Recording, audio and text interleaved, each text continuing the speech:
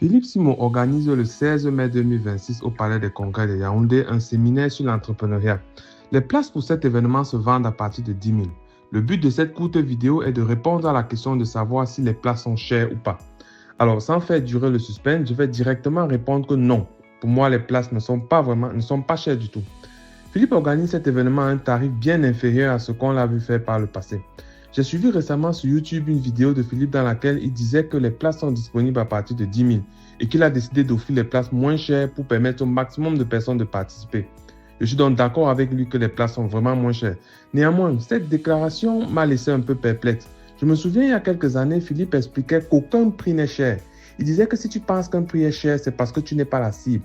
Il affirmait que l'une des erreurs qu'il voit les entrepreneurs commettre en Afrique, c'est de baisser les prix en voulant cibler un maximum de personnes.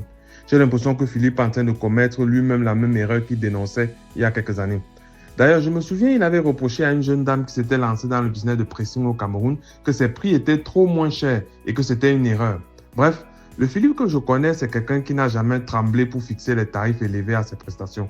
À une époque, il se justifiait en disant que ses prix sont chers parce qu'il y a derrière une garantie de succès. Il disait que si tu prends sa formation et que tu suis étape par étape tout ce qui y est présenté, alors il te garantit le succès. C'est drôle parce qu'en disant cela, je ne peux m'empêcher de souligner une nouvelle contradiction de ce gars. En effet, si vous écoutez Philippe ces temps-ci, il dit haut et fort qu'il a lancé des business qui ont échoué et que c'est normal parce qu'en entrepreneuriat, l'échec, c'est normal.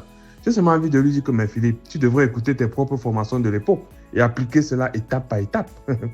Bref, pour revenir au sujet et conclure cette courte vidéo, je trouve que le séminaire de Philippe n'est vraiment pas cher au vu de ce à quoi le personnage nous a habitués par le passé. Cela soulève même une question et je m'interroge. Pourquoi le tout si Philippe a baissé les prix de cette façon? Est-ce vraiment pour permettre au maximum de personnes de participer comme il le dit lui-même? Ou bien pensez-vous qu'il y a une autre raison? J'aimerais connaître ton avis en commentaire. C'était Noda.